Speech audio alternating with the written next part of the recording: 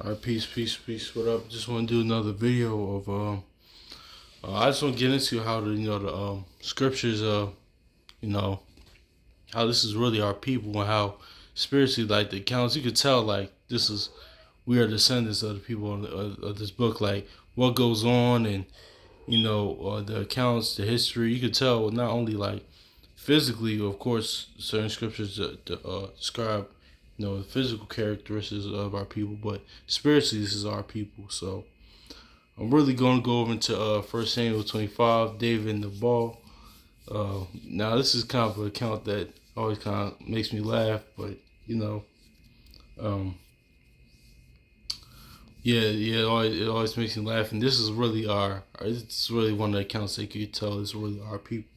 So, um, and all right. Let's get it. 1 Samuel 25, chapter 1. And Samuel died, and all the Israelites were gathered together and lamented him, and buried him in his house at Ramah. And David arose and went down to the wilderness of Paran. And there was a man in Maon, I hope I said that right, whose possessions were in Carmel, and the man was very great. And he was 3,000 sheep and 3,000 goats, and he was shearing his sheep in Carmel.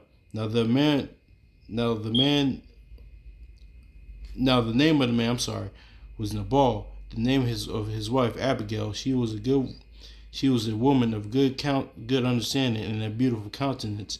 But the man was churlish and evil in his doings. He was of the house of Caleb. So this is going into Nabal, you know, it's evil. This it's off. That's Nabal, man. He's a wicked man. He just yeah, just he was out there. So, but he had an obedient wife. He had an obedient wife still. Even he still had an obedient wife. And okay, now verse 4. And David heard in the wilderness that Nabal did shear his sheep. So David heard about him, like, okay, cool. Hopefully he could help me out a little bit. And David sent 10 young men, and David said unto the young men, get you up to Carmel and go to Nabal and greet him in my name. So David sends out his men to send a message, to Nabal, saying, just tell him, that David, sent you, that, and by this time everybody knew kind of at the whole Goliath thing. People knew the name of David, so his fame, it was kind of getting around because of Goliath and whatnot. So he sent his men up there to Nabal's where he's at, and all right, verse 6. And thus shall ye say to him, that this liveth in prosperity. Peace be to thee, and peace be to thine house, and peace be to all that thou hast.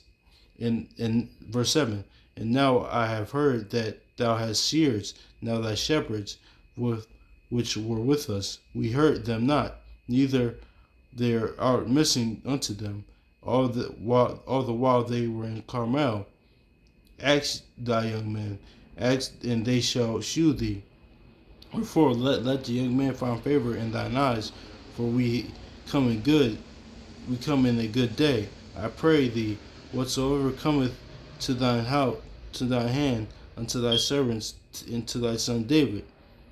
In verse 9, when David's young men came, they spake to Nabal according to all the words that in the name of David and see. So they told Nabal David's message, they're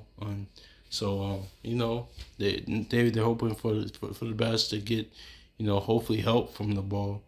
And Nabal answered to David's servants, who is David? who Oh, this cracks me up. Who is David?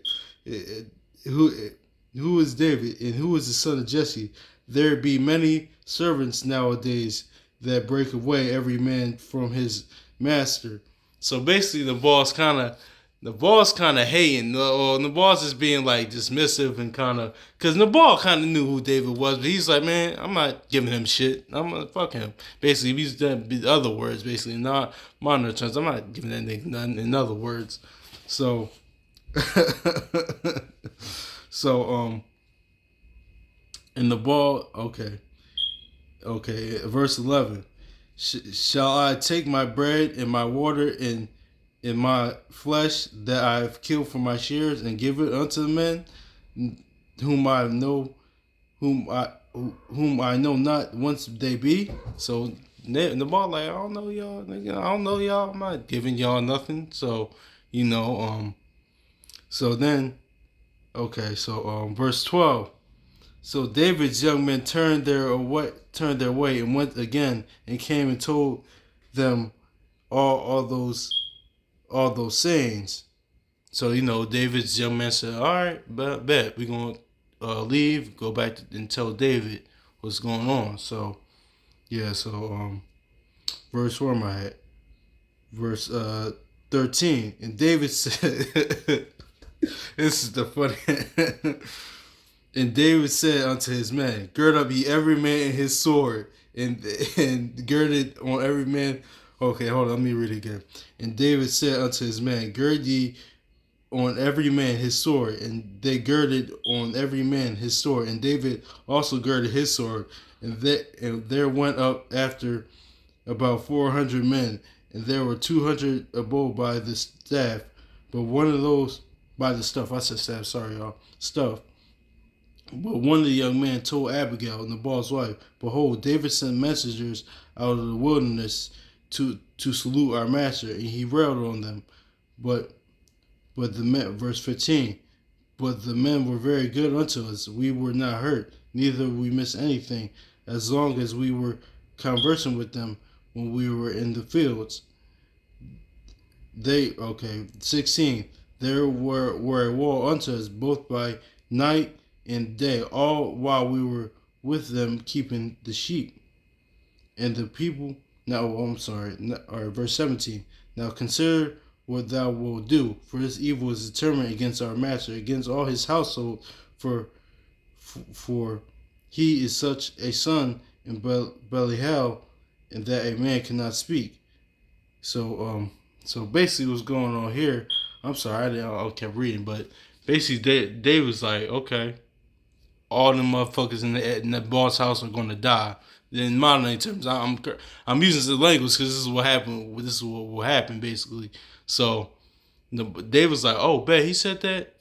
Everybody's gonna die. Everybody. I'm getting everybody. All my men. Bet. Get your swords. Get everything, man. We going. We about to pull up basically. They about to pull up on the ball for saying no." This is funny. So yeah. Okay, so then Abigail, verse 18. So then Abigail made haste to 200 loaves and bottles of wine and 5 sheep ready dressed and 5 measures of parched corn and hundreds of clusters of raisins and 200 cakes of figs and laid them on the asses. So Abigail's like, oh shit. My husband is being a dumbass right now, so let me get this stuff and take the Davis man so he don't realize that we about to die. So she said, "You know what? Let me, even though I'm still be obedient. I'm somewhat. Some people might say she kind of disobeyed, but she kind of did she still kind of disobeyed, but she was doing it to save his life, so it was understandable. So she made haste and sent stuff to David. So where am I? And she sent her unto her servants, "Go on before me. Behold, I come after you." But she told her not her husband Nabal, so she didn't tell Nabal that she was doing this, because he probably would have flipped, or who knows what he would have done. But still, because that, you know. So and it was so. She rode on the ass, and that she came down to by the covert of the hill, and behold, David and his men came down against her, and she met them. And David said, "Surely in vain I have kept all that this fellow hath in the wilderness, so nothing was missed for all that is pertained unto him. He hath requested me evil for good." So, verse 22. So and more also God also, verse 22. So and more also God do unto the enemies of David, if I leave of all that pertained to him by the morning light, any any that pisseth against the wall. So he like, so David like everybody gonna get all them niggas that pissing on the wall. I'm killing everybody. I'm pulling up and we get everybody fixed. Oh, this is kind of funny. I'm sorry, y'all. This is just funny. So let's get verse 23. And when Abigail saw David, she hastened and lighted off the ass and fell before David and bowed herself to the ground. And verse 24, and fell at his feet, say, upon me, my Lord, upon me, let this iniquity, and let thy handmaid, I pray thee, speak in thine audience. Hear the words of thy mouth, hear the words of thy handmaid. So Abigail, she bowed to him. She bowed to David. She said, please, please, please, basically sparing us. David's probably looking at her like, oh, you kind of bad. Shit. She later ends up with David. She ends up later being a wife of David. So, so David's like, okay. So, verse 25. Let not my Lord, I pray thee, regard this man of Belial, and even the ball for as his name is, so is he. Nabal is his name, and folly is with him. But I thine handmaid saw not the young man of my Lord whom thou didst send. This is verse 26. Now therefore my Lord liveth, and as thy soul liveth, seeing the Lord hath withholden thee from coming to shed blood, and from avenging thyself with thine own hand. Now let thine enemies and they that seek evil to my Lord be as Nabal. And now this blessing which thine handmaid has brought unto my Lord, let it even be given unto the young man that followed my Lord. I pray thee, forgive the trespass of thine handmaid, for the Lord will certainly make my Lord a sure house, and have my Lord fight the battles of the Lord, and evil hath not found in thee all thy days. So, okay, let's see. Do I want more on that? Okay, yet a man is risen up to pursue thee, to see thy soul, but the soul of my Lord shall be bound in the bundle of life with Lord thy God. The souls of thy enemies, shall he sling out of the middle of a sling. Okay, I don't really know that. Okay, and so okay, I'll jump down to verse 32. And David said to Abigail, blessed be the Lord God of Israel, which sent thee to meet me. So yeah, basically, what else do I want from this? So basically,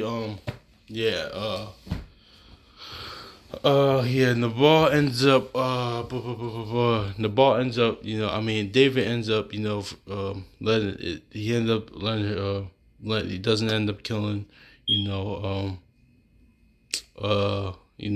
Nabal, and Nabal, the Most High later kills Nabal because he wanted Abigail to be with David.